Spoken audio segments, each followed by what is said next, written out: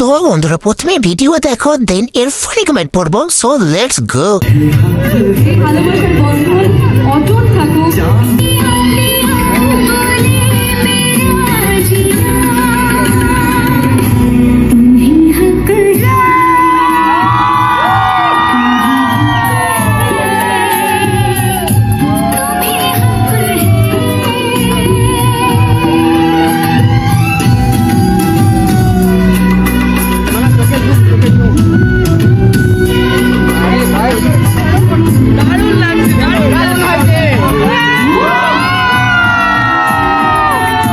चलिए शुरू करते हैं। চালিয়ে যাও, 108টা বিয়ে করতেই হবে।